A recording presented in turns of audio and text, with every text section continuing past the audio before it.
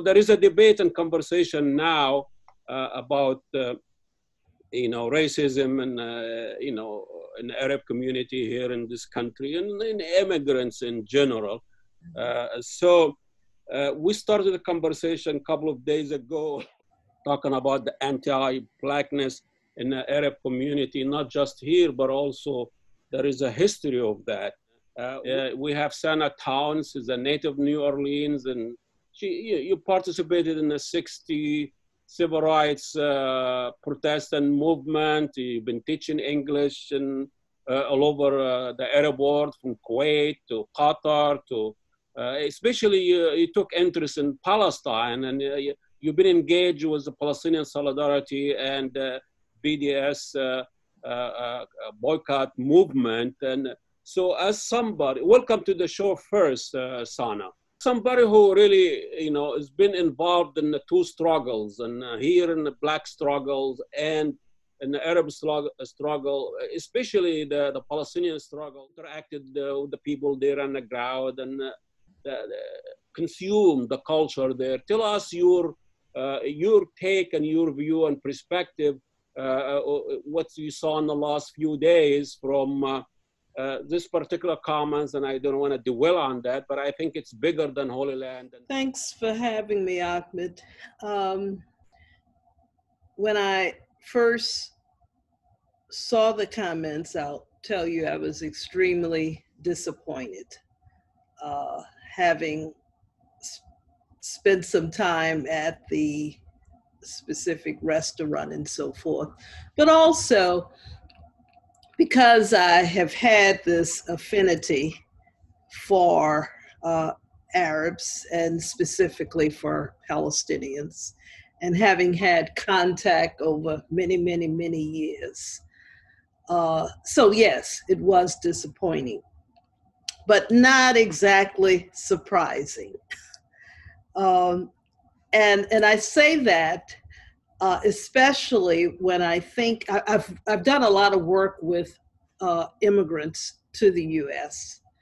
and especially working with students. And so one of the things that I have always understood is that when one comes to the U.S., especially from another country, and Black, brown, what have you, and of course white, you certainly can get absorbed. You can absorb a lot of America's racism. And so you begin to recognize that there's this group here and there's that group there. And so maybe I don't want to be a part of that particular group, the one that is always at the lower end of the racial hierarchy. So that I have understood. But at the same time, too, having myself spent a lot of time in other countries, and especially in the Arab world, one of the things that I think is extremely important is, in order to understand a place, I got to know the people.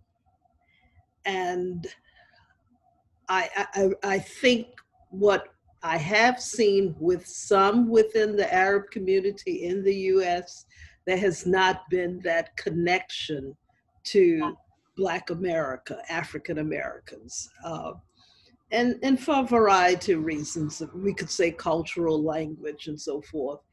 Even though we do know that there's always been a Muslim community within the African American population.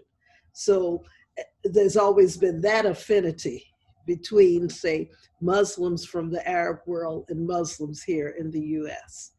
But once again, people do absorb what the culture is about, what the society is about.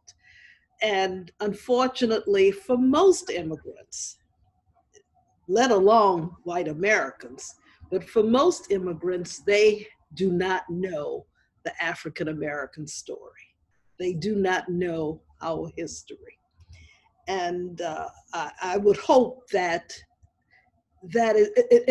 one of the most exciting things that I have seen is that with a lot of young Arab Americans, young people of Arab descent, there is that knowledge of the African American history. So, I think there's a generational thing that's taking place too.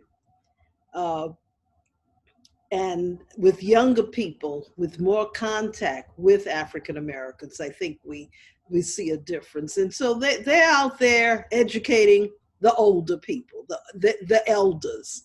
And that's a good thing. I've seen some wonderful stuff written by young people, basically calling out their elders, calling out other Arab Americans. So it's old people too. Yes, yes, exactly. Well, you know, as somebody who lived in a culture in the Arab world, and you know, when that anti-blackness and anti you know, that bigotry against people darker, even if they are there is not a race. You know, a lot of Egyptians are darker. You know, a lot of Arabs are dark. A lot of Arab also have a lighter skin, but there is a bias against darker skin. Could you shed some light about the difference between that prejudice against pigmentation and skin color and the systemic racism as a system of laws and legal and literature, militarized police as an institution? What I saw, and I can think of, well, 4 different countries. For instance, in Kuwait, I'll never forget when I was there, the Crown Prince was a Black Kuwaiti. And I think his mother had been a slave or either the descendant of a slave. So that was an interesting kind of thing that I saw there.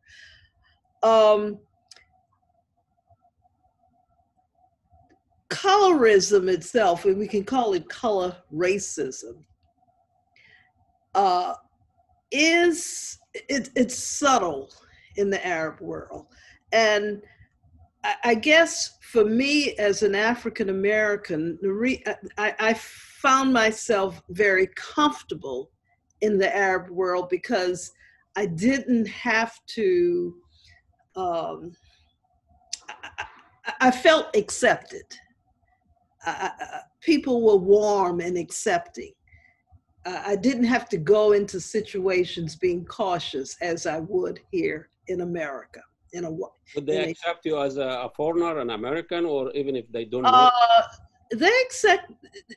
The interesting thing is they were very interested in me as an African American, quite frankly. And often the relationships with African Americans and Arabs versus white Americans and Arabs were very different. And so I had a lot of acceptance, family in a sense. Mm-hmm. I spent time, not very long, but I spent brief time in Oman, and that's a very different kind of environment. In what way? There's much more, because a lot of people have Zanzibari backgrounds. And so you've got the Arab and the Zanzibari, and so there's very close mixing. And so I didn't sense any real difference between who's dark and who's not, okay? In Qatar, saw it a bit, and even I always would reach out. I enjoyed talking to some of the Black Qataris, even in Palestine. I got to know some of the Black Palestinians. But their stories are nothing like the stories of African Americans, Black Americans here in the US. And for the most part, many of the people, I sense that people were very comfortable in those communities. I didn't know too many, in terms of Egypt, I didn't have that kind of contact. But especially in Kuwait, people seemed, for the most part, the Black Kuwaitis seemed to be part of the society. I didn't sense the ostracism, even though I think we need to recognize that even in the Gulf area, in some of those countries, slavery ended in the 1950s. So, but it's not the same kind of slavery that we. And even some were forced. I want to say, and this I saw especially in Qatar, was that there is indeed that relationship between Qataris and, say, Africans, but they too were workers within that society, just as we've got people from from Asia coming to work in that society. And so there is a slight discomfort for Africans who work in those countries. But that too is not always about race, or not always about color. It's about, you're not a Qatari, you're not part of this society. Ethnic racism. Ethnic, exactly. And my closest contact with Palestinians was in Kuwait. Palestinians who had been there for many, many years. But in understanding that history, it was a natural thing for me, who had been involved in the civil rights struggle, to make that connection and to understand that their struggle in some ways was similar to my struggle here. And so it was just a natural path for me to follow, quite frankly. What I have seen over the years is that there are more and more African Americans who have begun to understand that relationship. But more than anything, if one is truly engaged in social justice work, there's that inclination, I'm going to be in support of their struggle. I think there's a lot more exchange taking place. We know that groups like Dream Defenders and so forth have traveled to Palestine, have become a part of that particular exchange between Palestinians and African Americans. And so, I see this as something that is certainly growing. And I think that there are voices within the Palestinian American community here in the US that have really done some powerful work in getting Palestinians to understand what that relationship should look like with African Americans. And so it's that exchange of ideas and coming to know each other and recognizing that we all are struggling for the same kinds of justice, of freedom, of equality in both societies. I know now you are semi-retired, and a civil rights activist, never retired. And so what you've been doing lately? Here in the Twin Cities, I'm engaged in work with the Minnesota BDS Coalition.